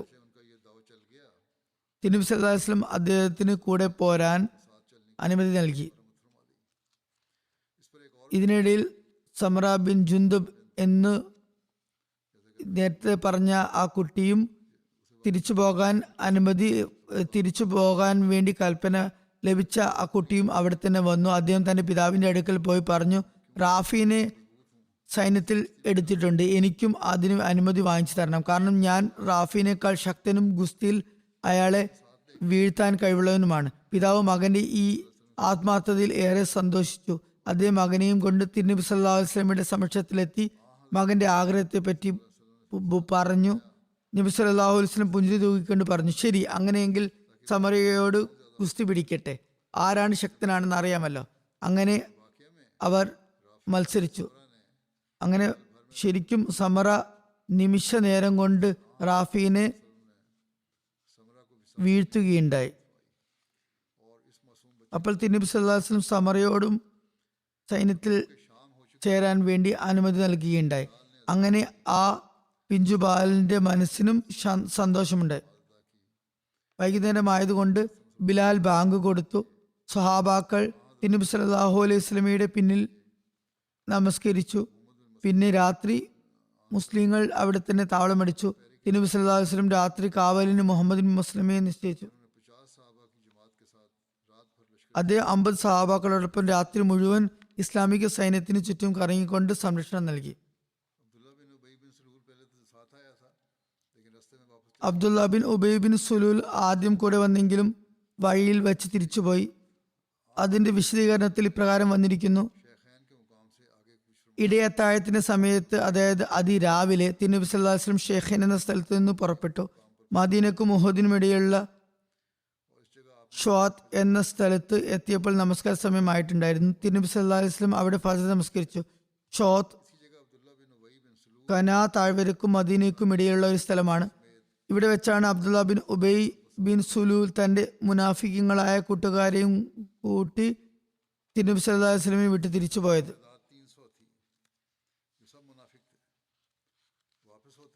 അയാളുടെ കൂട്ടുകാരുടെ എണ്ണം 300 ആയിരുന്നു. എല്ലാവരും മുനാഫിക്കങ്ങളായിരുന്നു. തിരിച്ചു പോകുമ്പോൾ അബ്ദുള്ള ബിൻ ഉബൈസ് ബിൻ സുലൂൽ പറഞ്ഞു, തിരുനബി സല്ലല്ലാഹു അലൈഹി വസല്ലം ഞാൻ പറഞ്ഞത് കേട്ടില്ല, മറിച്ച് കുട്ടികൾ പറഞ്ഞതാണ് കേട്ടത്. കുട്ടികളുടെ സംസാരത്തിൽ അകപ്പെട്ടു. അവരെന്താ അഭിപ്രായം പറയാനാണ്? അതുകൊണ്ട് ഞങ്ങൾ എന്തിന് ജീവൻ ത്യജിക്കണം എന്ന് ഞങ്ങൾക്ക് മനസ്സിലാകുന്നില്ല. ഇങ്ങനെ അബ്ദുള്ള പറയുകയുണ്ടായി. അതുകൊണ്ട് അല്ലയോ ജനങ്ങളെ, പിന്തിരിഞ്ഞു പോകുവിൻ. മുനാഫിക്കുകളുടെ നേതാവിന്റെ ഈ കൽപ്പന കേട്ട് മുനാഫിക്കുകൾ മുസ്ലിങ്ങളെ ഒഴിവാക്കി തിരിച്ചുപോയി. ഇവർ തിരിച്ചു പോകുന്നത് കണ്ടപ്പോൾ ഹജരത് ജാബിറിന്റെ പിതാവ് ഹജരത് അബ്ദുള്ള ബിൻ അംർ അവരെ പിന്തുടർന്ന് പിടികൂടി. ഇദ്ദേഹം അബ്ദുള്ള ബിൻ ഉബൈനെ പോലെ ഖദ്രജ് ഗോത്രത്തിലെ പ്രമാണിയായ നേതാവായിരുന്നു. അങ്ങനെ തിരിച്ചു പോകുന്നവരോട് പറഞ്ഞു, ഞാൻ അള്ളാഹുവിനെ സാക്ഷി നിർത്തിക്കൊണ്ട് ചോദിക്കട്ടെ, ശത്രുക്കൾ പൂർണ്ണ ശക്തിയോടെ മുന്നിൽ നിൽക്കുന്ന ഈ നിർണായക ഘട്ടത്തിൽ നിങ്ങൾ നിങ്ങളുടെ നബിയോടും നിങ്ങളുടെ ജനതയോടും കലഹിച്ച് തിരിച്ചു പോകുന്നത് നിങ്ങൾക്ക് ഭൂഷണമാണോ? അവർ പറഞ്ഞു, നിങ്ങൾ യുദ്ധം ചെയ്യുമെന്ന് അറിഞ്ഞിരുന്നെങ്കിൽ ഞങ്ങൾ നിങ്ങളോടൊപ്പം വരികയില്ലായിരുന്നു. ഞങ്ങൾ കരുതിയത് യുദ്ധമൊന്നും ഉണ്ടാകില്ലെന്നാണ്. അങ്ങനെ അവർ തുറന്ന നിലയിൽ തിരിച്ചു പോകുമെന്ന് പ്രഖ്യാപിച്ചു. വാസ്തവത്തിൽ അവരും വളരെ തയ്യാറെടുപ്പുകൾ കൂടി യുദ്ധത്തിന് വേണ്ടി വന്നവർ തന്നെയായിരുന്നു. അപ്പോൾ ഹദരത്ത് അബ്ദുള്ള ബിൻ അംർ പറഞ്ഞു, ദൈവത്തിന്റെ ശത്രുവേ, അള്ളാഹു നിങ്ങളെ നശിപ്പിക്കട്ടെ. എത്രയും വേഗം അള്ളാഹു നിങ്ങളുടെ ആശ്രയത്തിൽ നിന്ന് നബി സല്ലല്ലാഹു അലൈഹി വസല്ലമയെ മുക്തനാക്കുന്നതാണ്. ഒരു നിവേദനത്തിൽ അല്ലാമ ഇബ്നു ജൂസി എഴുതുന്നു, ഇബ്നു സൽമ ബനു ഹരിസ ഗോത്രങ്ങൾ അബ്ദുള്ള ബിൻ ഉബൈ കലാപം ഉയർത്തുന്നതായി കണ്ടപ്പോൾ അവരും തിരിച്ചു പോകാൻ ആഗ്രഹിച്ചു. ഈ രണ്ട് ഗോത്രങ്ങളും സൈന്യത്തിന്റെ ഇരുവശത്തുമായിരുന്നു. എന്നാൽ അള്ളാഹു ഈ കൂട്ടരെയും ഈ പാപത്തിൽ നിന്ന് രക്ഷപ്പെടുത്തി. അവർ തിരിച്ചു പോകാനുള്ള ആഗ്രഹം ഉപേക്ഷിച്ചു. അപ്പോൾ അള്ളാഹു ഇപ്രകാരം ആയത്തിറക്കി, വിശുദ്ധ ഖുർആൻ വചനമിറക്കി, വൈസ ഹമ്മദ് ത്വായിഫത്താനി മിൻകും ഇൻ തഫ്ശല വല്ലാഹു വലിയുഹുമ വഅലല്ലാഹി ഫലിയതവക്കലിൽ മുഅ്മിനൂൻ. നിങ്ങളിൽ നിന്നും രണ്ട് വിഭാഗങ്ങൾ ഭീരുത്വം കാണിക്കാൻ തുനിഞ്ഞ സന്ദർഭം, പക്ഷെ അള്ളാഹു അവർ രണ്ടു കൂട്ടരുടെയും മിത്രമായിരുന്നു. സത്യവിശ്വാസികൾ അള്ളാഹുവിൽ തന്നെ ഭരമേൽപ്പിക്കുന്നവരാണ്. അബ്ദുള്ള ബിൻ ഉബൈന്റെയും അയാളുടെ 300 കൂട്ടുകാരുടെയും ഈ കലാപത്തിന് ശേഷം തിരുനബി സല്ലല്ലാഹു അലൈഹി വസല്ലമയുടെ കൂടെയുണ്ടായ 700 പേർ മാത്രമാണ് അവശേഷിച്ചിരുന്നത്. അബ്ദുള്ള ബിൻ ഉബൈ തിരിച്ചു പോയപ്പോൾ അൻസാറുകൾ നബി സല്ലല്ലാഹു അലൈഹി വസല്ലമയോട് ചോദിച്ചു, യാ റസൂലല്ലാഹ്, യഹൂദികൾ നമ്മുടെ സുഹൃത്തുക്കളും സഹായികളുമായവരിൽ നിന്നും ഈ സന്ദർഭത്തിൽ സഹായം തേടിക്കൂടെ? യഹൂദികളിൽ വെച്ച് സുഹൃത്തുക്കളെ കൂടെ കൂട്ടിക്കൂടെ? അവർ മദീനയിലുള്ള യഹൂദികൾ, അതായത് ബനു ഖുറൈലയിൽ ഉണ്ടായിരുന്ന യഹൂദികളെ ആയിരിക്കും ഉദ്ദേശിച്ചിട്ടുണ്ടാകുക. കാരണം ബനു ഖുറൈലയിലെ യഹൂദികൾ ഹദരത്ത് സയ്യിദ് സാദ് ബിൻ മുആദിന്റെ സുഹൃത്തുക്കളായിരുന്നു. ഹദരത്ത് സാദ് ബിൻ മുആദ് ഔസ് ഗോത്ര തലവനായിരുന്നു. ചില ഉലമാക്കൾ മുഹാജിരികൾക്കിടയിൽ ഹദരത്ത് അബൂബക്കറിന് ഉണ്ടായിരുന്ന സ്ഥാനമാനങ്ങൾ അൻസാരികൾക്കിടയിൽ ഹദരത്ത് സാദ് ബിൻ മുആദിന് ഉണ്ടായിരുന്നു എന്ന് രേഖപ്പെടുത്തുന്നു. അൻസാരികളുടെ ഈ ചോദ്യത്തിന് ഉത്തരമായി തിരുനബി സല്ലല്ലാഹു അലൈഹി വസല്ലം നമുക്ക് അവരുടെ സഹായത്തിന്റെ ആവശ്യമില്ല എന്ന് മാത്രമാണ് പറഞ്ഞത്. ഇത് സംബന്ധമായ ഹദരത്ത് മിർസ ബഷീർ അഹമ്മദ് സാബ് എഴുതുന്നു, അടുത്ത ദിവസം ഹിജ്റ 3-ാം വർഷം ഷവ്വാൽ 15-ന്, അതായത് AD 624 മാർച്ച് 31-ന് ശനിയാഴ്ച പുലർച്ചെ ഇസ്ലാമിക സൈന്യം മുന്നോട്ട് ഗമിച്ചു. വഴിയിൽ നമസ്കാരം അനുഷ്ഠിച്ചു. അങ്ങനെ പ്രഭാതമായപ്പോഴേക്കും ഉഹുദിന്റെ താഴ്വരയിലെത്തി. ആ സന്ദർഭത്തിൽ ദുർഭകനായ Abdullah bin Ubai bin Salul എന്ന മുനാഫിക്കുകളുടെ നേതാവ് വിശ്വാസവഞ്ചന കാണിച്ചു കലാപമുണ്ടാക്കി. തന്റെ 300 കൂട്ടുകാരോടൊപ്പം മുസ്ലിം സൈന്യത്തിൽ നിന്നും അകലുകയും മുഹമ്മദ് സല്ലല്ലാഹു അലൈഹി വസല്ലം ഞാൻ പറഞ്ഞത് അംഗീകരിക്കുന്നതിന് പകരം യാതൊരു പരിചയ സമ്പന്നതയുമില്ലാത്ത കുട്ടികളുടെ വാക്കുകളിൽ പെട്ട് പുറപ്പെട്ടിരിക്കുകയാണ് എന്നും അതുകൊണ്ട് തനിക്ക് അദ്ദേഹത്തോടൊപ്പം നിൽക്കാൻ സാധ്യമല്ലെന്നും പറഞ്ഞ് തിരിച്ചു പോവുകയുണ്ടായി. ചില ആളുകൾ ഈ കലാപം ശരിയല്ലെന്ന് അയാളെ മനസ്സിലാക്കി കൊടുക്കാൻ ശ്രമിച്ചിരുന്നു. പക്ഷെ അയാൾ അതൊന്നും ചെവിക്കൊണ്ടില്ല. അയാൾ പറഞ്ഞു, യുദ്ധമാണെങ്കിൽ ഞാനും പങ്കെടുത്തേനെ, പക്ഷെ ഇത് ഒരു യുദ്ധമൊന്നുമല്ല, മറിച്ച് സ്വയം നാശത്തിന്റെ വക്കിൽ ആത്മാഹുതി നടത്തുകയാണ്. ഇപ്പോൾ മുസ്ലിങ്ങളുടെ സൈനിക ബലം കേവലം 700 പേരിൽ ചുരുങ്ങി. അവരാണ് 3000 വരുന്ന കാഫിറുകളുടെ സൈന്യത്തെ നേരിടാൻ പോകുന്നത്. അത് അവരുടെ 1/4 പോലും ഉണ്ടായിരുന്നില്ല. യാത്രാ വാഹനങ്ങളുടെയും യുദ്ധസാമഗ്രികളുടെയും കാര്യത്തിലും ഇസ്ലാമിക സൈന്യം ഖുറൈശികൾക്ക് മുന്നിൽ തീർത്തും ദുർബലരും നിസ്സഹായരുമായിരുന്നു. കാരണം മുസ്ലിം സൈന്യത്തിൽ കേവലം 100 പടച്ചട്ട അണിഞ്ഞവരും 2 കുതിരകളുമാണ് ഉണ്ടായിരുന്നത്. അതേസമയം എതിരാളികളുടെ സൈന്യത്തിൽ കാഫ്ര്യങ്ങളുടെ സൈന്യത്തിൽ 700 പടച്ചട്ട അണിഞ്ഞവരും 200 കുതിരകളും 3000 ഒട്ടകങ്ങളും ഉണ്ടായിരുന്നു. ഈ ദുർബലാവസ്ഥയിൽ അബ്ദുള്ള ബിൻ ഉബൈന്റെ 300 പേരടങ്ങിയ വിശ്വാസ കഞ്ചന കാണിച്ചത് മുസ്ലിങ്ങൾക്ക് നല്ലപോലെ മനസ്സിലാകുന്നുണ്ടായിരുന്നു. അത് ചില ദുർബല ഹൃദയരായ മുസ്ലിങ്ങളിൽ അസ്വസ്ഥതയും പരിഭ്രമവും പടർത്തി. അവരിൽ പലരും ചാഞ്ചല്യം കാണിച്ചു തുടങ്ങി. വിശുദ്ധ ഖുർആനിൽ സൂചിപ്പിച്ചതുപോലെ ഈ അസ്വസ്ഥതയുടെയും പരിഭ്രമത്തിന്റെയും അവസ്ഥയിൽ 2 മുസ്ലിം ഗോത്രങ്ങളായ ബനു ഹാരിസയും ബനു സലമയും മദീനയിലേക്ക് തിരിച്ചു പോകാനും ആഗ്രഹിച്ചിരുന്നു. പക്ഷേ ഹൃദയത്തിൽ വിശ്വാസ പ്രകാശം ഉണ്ടായിരുന്നു. അതുകൊണ്ട് അവർ വീണ്ടും സ്ഥൈര്യം കാണിക്കുകയും ഭൗതിക സാമഗ്രികളുടെ അടിസ്ഥാനത്തിൽ മരണത്തെ മുന്നിൽ കണ്ടിരുന്നുവെങ്കിലും തങ്ങളുടെ യജമാനന്റെ പാർശ്വങ്ങളെ ഉപേക്ഷിച്ചു പോകാൻ കൂട്ടാകാതിരിക്കുകയും ചെയ്തു. ഹജറത്ത് മുസ്ലിം മൗദുല്ലാഹു പറയുന്നു, തിരുനബി സല്ലല്ലാഹു അലൈഹി വസല്ലം 1000 പേരടങ്ങുന്ന സൈന്യവുമായി മദീനയിൽ നിന്ന് പുറപ്പെട്ടു. കുറച്ചു ദൂരം പിന്നിട്ടപ്പോൾ രാത്രി കഴിച്ചുകൂടാൻ വേണ്ടി തമ്പടിച്ചു.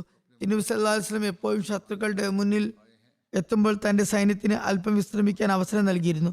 അത് അവർക്ക് സാധന സാമഗ്രികൾ തയ്യാറാകാൻ വേണ്ടിയായിരുന്നു. രാവിലെ ആയപ്പോൾ ചില യഹൂദികളും തങ്ങളുടെ സൗഹൃദത്തിലുള്ള ഗോത്രങ്ങളെ സഹായിക്കാമെന്ന ഉദ്ദേശത്തിൽ കൂടെ വന്നിട്ടുണ്ടായിരുന്നു. തിരുനബി സല്ലല്ലാഹു അലൈഹി വസല്ലം അക്കാര്യം അറിഞ്ഞു. വാസ്തവത്തിൽ യഹൂദികളുടെ നീക്കത്തെ പറ്റി നബി സല്ലല്ലാഹു അലൈഹി വസല്ലം നല്ലപോലെ അറിയാമായിരുന്നു. നബി സല്ലല്ലാഹു അലൈഹി വസല്ലം അവരെ തിരിച്ചയക്കാൻ വേണ്ടി കൽപ്പിച്ചു. അപ്പോൾ മുനാഫിക്കീങ്ങളുടെ നേതാവായ അബ്ദുള്ള ബിൻ ഉബൈ ബിൻ സുലൂൽ തന്റെ 300 കൂട്ടുകാരോടൊപ്പം ഇത് യുദ്ധമൊന്നുമല്ലെന്നും സ്വയം നാശത്തിലേക്ക് കുതിച്ചു ചാടുകയാണെന്നും പറഞ്ഞ് തിരിച്ചു പുറപ്പെട്ടു. മറ്റൊരു കാരണം അയാളെ എന്തുകൊണ്ടാണ് യഹൂദികളെ കൂടെ കൂട്ടുന്നില്ലെന്ന് ചോദിച്ചു കാരണമുണ്ടാക്കി. ഇത് നാശത്തിന്റെ വായിലേക്കാണ് ചെന്നെത്തിക്കുക. കാരണം സഹായികളെ തന്നെ യുദ്ധത്തിൽ നിന്ന് ഒഴിവാക്കിയിരിക്കുകയാണ്, സഹായികളായി വന്നവരെ എന്ന് പറയുകയുണ്ടായി. ഏതായാലും മുസ്ലിങ്ങൾ 700 ചുരുങ്ങി. ഇത് സത്യനിഷേധികളുടെ 1/4 കുറവായിരുന്നു. സാമഗ്രികളുടെ കാര്യത്തിലും വളരെ ദുർബലമായ അവസ്ഥയായിരുന്നു. കാഫിര്യങ്ങളുടെ പക്കൽ 700 പടച്ചട്ട അണിഞ്ഞവരും മുസ്ലിങ്ങളുടെ പക്കൽ 100 പടച്ചട്ട അണിഞ്ഞവരും മാത്രമായിരുന്നു ഉണ്ടായിരുന്നത്. കാഫിര്യങ്ങളുടെ പക്കൽ 200 കുതിരകൾ ഉണ്ടായിരുന്നപ്പോൾ മുസ്ലിങ്ങൾക്ക് വെറും 2 കുതിരകൾ മാത്രമായിരുന്നു ഉണ്ടായിരുന്നത്. നബി സല്ലല്ലാഹു അലൈഹി വസല്ലം സൈന്യത്തോടൊപ്പം ഹർറ ബനു ഹാരിസിൽ എത്തിയപ്പോൾ ഒരു സഹാബിയുടെ കുതിര വാലാട്ടുകയും അദ്ദേഹത്തിന്റെ വാളിൽ മുട്ടുകയും ചെയ്തു. അദ്ദേഹം അപകടം മണത്തുകൊണ്ട് ഉടൻ തന്നെ തന്റെ വാൾ ഉയർത്തി. നിവേദകൻ പറയുന്നു, തിരുനബി സല്ലല്ലാഹു അലൈഹി വസല്ലം നല്ല ശകുനങ്ങൾ ഇഷ്ടപ്പെടുകയും അപശകുനങ്ങളെ വെറുക്കുകയും ചെയ്തിരുന്നു. തിരുനബി സല്ലല്ലാഹു അലൈഹി വസല്ലം പറഞ്ഞു, വാൾ ഉറയിലിടൂ, കാരണം ഇന്ന് വാളുകൾ മാത്രമാണ് ഉയരുക എന്ന് എനിക്ക് തോന്നുന്നു. ഇന്ന് എന്തായാലും വാളുകൾ ഉയരും, യുദ്ധം നടക്കുമെന്ന് എനിക്ക് തോന്നുന്നു. ഈ ശകുനം അടയാളമാണ് അതിലൂടെ വ്യക്തമാകുന്നത്. തുടർന്ന് തിരുനബി സല്ലല്ലാഹു അലൈഹി വസല്ലം സഹാബാക്കളെ സംബോധന ചെയ്തുകൊണ്ട് പറഞ്ഞു, നമ്മളെ ഏറ്റവും അടുത്ത വഴിയിലൂടെ, അത് എളുപ്പ വഴിയിലൂടെ, പൊതുവഴിയിലൂടെ അല്ലാതെ ശത്രുക്കളുടെ അടുത്തേക്ക് കൊണ്ടെത്തിക്കാൻ ആരുണ്ട്? അപ്പോൾ അബു ഖൈസമ പറഞ്ഞു, യാ റസൂലല്ലാഹി സ്വല്ലല്ലാഹു അലൈഹി വസല്ലം, ഞാൻ എത്തിക്കാം, എൻ്റെ കൂടെ വന്നാലും. ഇബ്നു സാദ് തുടങ്ങിയവർ അദ്ദേഹത്തിന്റെ പേര് അബു ഹസ്മ എന്നാണ് പറഞ്ഞത്. അങ്ങനെ ആയ അദ്ദേഹം തിരുനബി സല്ലല്ലാഹു അലൈഹി വസല്ലമയും മുസ്ലിങ്ങളെയും ബനു ഹാരിസയുടെ പ്രദേശത്തിലൂടെ അവരുടെ സ്ഥലത്തിലേക്ക് സമാധാന സാമഗ്രികൾ താണ്ടിക്കൊണ്ടുപോയി. അങ്ങനെ ഉഹുദ് താഴ്വര എത്തിയപ്പോൾ തിരുനബി സല്ലല്ലാഹു അലൈഹി വസല്ലം അവിടെ തമ്പടിച്ചു. തിരുനബി സല്ലല്ലാഹു അലൈഹി വസല്ലം ഉഹുദ് മലയിൽ പിന്നിലും മദീന മുന്നിലും വരുന്ന രീതിയിലാണ് താളമടിച്ചത്. അവിടെ തിരുനബി സല്ലല്ലാഹു അലൈഹി വസല്ലം മുസ്ലിങ്ങൾ സംബോധന ചെയ്യുകയുണ്ടായി. മുസ്ലിങ്ങൾ അവിടെ അണിയായി നിന്നു. ശനിയാഴ്ച ദിവസം ഫജ്ർ നമസ്കാര സമയം അടുത്തുകൊണ്ടിരുന്നു. മുസ്ലിങ്ങൾ മുശ്രിക്കുകളെ കാണുന്നുണ്ടായിരുന്നു. വളരെ സമീപസ്ഥമായിരുന്നു. ഹസ്രത്ത് ബിലാൽ ബാങ്കും ഇഖാമത്തും കൊടുത്തു. തിരുനബി സല്ലല്ലാഹു അലൈഹി വസല്ലം സഹാബാക്കൾക്ക് സുബഹി നമസ്കരിപ്പിച്ചു. മുഹമ്മദ് ബിൻ ഉമർ അസ്ലമ പറയുന്നു, തിരുനബി സല്ലല്ലാഹു അലൈഹി വസല്ലം എഴുന്നേറ്റ് നിന്ന് ജനങ്ങളെ അഭിസംബോധന ചെയ്തുകൊണ്ട് പറഞ്ഞു, അല്ലയോ ജനങ്ങളെ, അള്ളാഹു എന്നോട് തന്റെ ഗ്രന്ഥത്തിൽ ഉപദേശിച്ചത് ഞാൻ നിങ്ങളെ ഉപദേശിക്കുകയാണ്. അവനെ അനുസരിക്കുകയും അവൻ നിഷേധിച്ചത് ഒഴിവാക്കുകയും ചെയ്യുക. ഇന്ന് നിങ്ങൾ പ്രതിഫലത്തിന്റെ ഘട്ടത്തിൽ ആകുന്നു. അത് ഓർക്കുകയും പിന്നെ അതിനുവേണ്ടി ക്ഷമയോടെയും സ്ഥൈര്യത്തോടെയും ദൃഢവിശ്വാസത്തോടെയും പുത്തനുണർവോടും കൂടി തയ്യാറാകുകയും ചെയ്യുക. ഇതെല്ലാം തേടാൻ ഇന്ന് ക്ഷമ കൈക്കൊള്ളേണ്ടതായി വരും. ഇതെല്ലാം ലഭിക്കണമെങ്കിൽ ക്ഷമ കൈക്കൊള്ളേണ്ടതുണ്ട്. അള്ളാഹു ഹിദായത്ത് നൽകിയ, സന്മാർഗം നൽകിയ അല്പം പേർക്കല്ലാതെ ആർക്കും ഇത്തരം ഒരു ക്ഷമയുടെ നിലവാരത്തിലെത്താൻ സാധിക്കുകയില്ല. കാരണം അള്ളാഹു തന്നെ അനുസരിക്കുന്നവർക്ക് ഒപ്പമാണ് നിലകൊള്ളുന്നത്. ഷെയ്ത്താൻ അള്ളാഹുവിനെ ധിക്കരിക്കുന്നവരോടൊപ്പം നിൽക്കുന്നു. ആയതിനാൽ നിങ്ങൾ ജിഹാദിൽ ക്ഷമ കൈക്കൊണ്ടുകൊണ്ട് തങ്ങളുടെ കർമ്മങ്ങൾ ആരംഭിക്കുക. അത് മുഖേന അള്ളാഹുവിന്റെ വാഗ്ദാനങ്ങളെ നിങ്ങൾ തേടുക. ഞാൻ നിങ്ങൾക്ക് നൽകുന്ന കൽപ്പനകൾ പ്രാവർത്തികമാക്കേണ്ടത് നിങ്ങൾക്ക് നിർബന്ധമാണ്. കാരണം ഞാൻ നിങ്ങളോട് അനുകമ്പയുള്ളവനാകുന്നു. തീർച്ചയായും ഭിന്നിപ്പും വഴക്കും ദൗർബല്യത്തിന്റെയും ദൈന്യതയുടെയും ലക്ഷണങ്ങളാകുന്നു. അള്ളാഹു അവയെ ഇഷ്ടപ്പെടുന്നില്ല. ഒരു അഭിപ്രായ ഭിന്നതയും ഉണ്ടാകരുത്, അല്ലെങ്കിൽ സഹായവും വിജയവും അള്ളാഹു നൽകുന്നതല്ല. അല്ലയോ ജനങ്ങളെ, ആരെങ്കിലും ഹറാമായ നിഷിദ്ധമായ കർമ്മങ്ങൾ ചെയ്താൽ അള്ളാഹു തനിക്കും അവരുമിടയിൽ അകൽച്ചയുണ്ടാക്കുന്നു എന്ന് എനിക്ക് ദിവ്യബോധനമുണ്ടായിരിക്കുന്നു. ഹറാമായ പ്രവർത്തനങ്ങൾ ചെയ്യുന്നവനെ അള്ളാഹു ഇഷ്ടപ്പെടുന്നില്ല. അള്ളാഹുവിനെ മുൻനിർത്തി ഹറാമിൽ നിന്നും മുഖം തിരിക്കുന്നവന്റെ തിന്മകൾ അള്ളാഹു പുറത്തു കൊടുക്കുന്നതുമാണ്. എനിക്കുമേൽ ഒരു പ്രാവശ്യം സ്വലാത്ത് ചൊല്ലുന്നവരിൽ അള്ളാഹുവും അവന്റെ മലക്കുകളും 10 ഇരട്ടി അനുഗ്രഹം ചൊരിയുന്നതാണ്. ആരെങ്കിലും മുസ്ലിങ്ങളോടോ കാഫിരീങ്ങളോടോ നന്മയിൽ വർത്തിച്ചാൽ അവന്റെ പ്രതിഫലം അള്ളാഹുവിന്റെ പക്കലാകുന്നു. അള്ളാഹുവിന്റെ ഉത്തരവാദിത്തമാകുന്നു. അത് അവന് ഈ ലോകത്ത് ഉടനെ തന്നെ ലഭിക്കുന്നതാണ്. ആഖിറത്തിൽ, അത് പരലോകത്ത് അവന് അത് മാറ്റിവെച്ച നിലയിലും ലഭിക്കുന്നതാണ്. അള്ളാഹുവിലും അന്ത്യദിനത്തിലും വിശ്വസിക്കുന്നവന് ഇത് നിർബന്ധമാകുന്നു. കുട്ടികളും സ്ത്രീകളും രോഗികളും സ്വതന്ത്രരാക്കപ്പെടാത്ത അടിമകളും ഒഴികെ ഇതിൽ നിന്ന് സ്വയം മാറ്റി നിർത്തുന്നവരിൽ നിന്നും അള്ളാഹുവും സ്വയം മാറി നിൽക്കുന്നതാണ്. അതായത് തിരുനബി സല്ലല്ലാഹു അലൈഹി വസല്ലം എല്ലാ ഉപദേശങ്ങളും നൽകുകയുണ്ടായി. ഒരുപക്ഷെ നേരത്തെ സൂചിപ്പിച്ച സ്വപ്നത്തിന്റെ അടിസ്ഥാനത്തിലായിരിക്കും തിരുനബി സല്ലല്ലാഹു അലൈഹി വസല്ലം ഇങ്ങനെ ചിന്തിച്ചിട്ടുണ്ടാകുക. മുസ്ലിങ്ങൾ എങ്ങനെ ജീവിക്കണമെന്നുമുള്ള പരിപൂർണ ഉപദേശ നിർദ്ദേശങ്ങൾ ആയിരുന്നു അത്. തുടർന്ന് പറഞ്ഞു, അള്ളാഹു നിരാശ്രയനും ഏറെ സ്തുത്യർഹനുമാകുന്നു. നിങ്ങളെ അള്ളാഹുവിന്റെ സമീപത്തേക്ക് എത്തിക്കുന്ന കർമ്മങ്ങളെപ്പറ്റി ഞാൻ നിങ്ങളെ ഉപദേശിച്ചിരിക്കുന്നു. നിങ്ങളെ നരകത്തിലേക്ക് അടുപ്പിക്കുന്ന കാര്യങ്ങളിൽ നിന്നും, ഞാൻ മനസ്സിലാക്കിയ കാര്യങ്ങളിൽ നിന്നും ഞാൻ നിങ്ങളെ വിലക്കുകയും ചെയ്യുന്നു. ഓരോ ആത്മാവും അതിന്റെ റിസ്ക് ഉപജീവനം പൂർണ്ണമായും കൈപ്പറ്റാത്ത നിലയിൽ മരണപ്പെടുകയില്ലെന്ന് റൂഹുൽ അമീൻ, അതായത് ജിബ്രീൽ അലൈഹിസ്സലാം എന്നെ അറിയിച്ചിരിക്കുന്നു. വൈകിയാണ് ലഭിക്കുന്നതെങ്കിൽ പോലും അവന്റെ റിസ്കിൽ, ഉപജീവനത്തിൽ യാതൊരു കുറവും ചെയ്യപ്പെടുന്നതല്ല. അതായത് അള്ളാഹു കർമ്മങ്ങൾക്ക് പ്രതിഫലം നൽകുന്നു. ഇവിടെ പറഞ്ഞ റിസ്കിൽ എല്ലാവിധ റിസ്ക്കും എല്ലാവിധ ഉപജീവനങ്ങളും ജീവനോപാധികളും ഉൾപ്പെടുന്നു. ആയതിനാൽ നിങ്ങൾ നിങ്ങളുടെ നാഥനെ ഭയപ്പെടുക. ജീവനോപാധി അന്വേഷിക്കുന്നതിൽ മധ്യനില സ്വീകരിക്കുകയും ജീവനോപാധി വൈകി ലഭിക്കുന്നത് മുഖേന നിങ്ങൾ അള്ളാഹുവിനെ ധിക്കരിക്കാതിരിക്കട്ടെ. നല്ല കർമ്മങ്ങളും ഉന്നത ധാർമ്മിക സ്വഭാവവും പരിശുദ്ധമായ ജീവനോപാധിയും അന്വേഷിക്കുവാൻ. കാരണം അള്ളാഹുവിന്റെ പക്കലുള്ള സാധനങ്ങൾ അവനെ അനുസരിച്ചുകൊണ്ട് മാത്രമേ കൈവശപ്പെടുത്താൻ കഴിയുകയുള്ളൂ. നിങ്ങൾക്ക് അള്ളാഹു ഹലാലും ഹറാമും വ്യക്തമാക്കി തന്നിരിക്കുന്നു. എന്നാൽ അവക്ക് രണ്ടിനും ഇടയിൽ നിരവധി സംശയാസ്പദമായ കാര്യങ്ങളുണ്ട്. അതേക്കുറിച്ച് അധികം പേർക്കും അറിവില്ല. എന്നാൽ അള്ളാഹു സുരക്ഷിതമാക്കിയവൻ മാത്രമേ അതറിയുന്നുള്ളൂ. ആയതിനാൽ അതിനെ ഉപേക്ഷിക്കുന്നവൻ തന്റെ അന്തസ്സും ദീനിന്റെ സംരക്ഷണവും പാലിക്കുന്നു. അതിൽ അകപ്പെടുന്നവൻ, അതായത് തെറ്റായ കാര്യങ്ങളിൽ അകപ്പെടുന്നവൻ മേച്ചിൽ പുറത്തിന് അടുത്തെത്തി ഇടയനെ പോലെയാകുന്നു. ഉടൻ തന്നെ അതിലേക്ക് അവന്റെ മൃഗങ്ങൾ പോയേക്കാം. ഓരോ രാജാവിനും നിരോധിതമായ മേച്ചിൽപ്പുറം ഉണ്ടായിരിക്കും.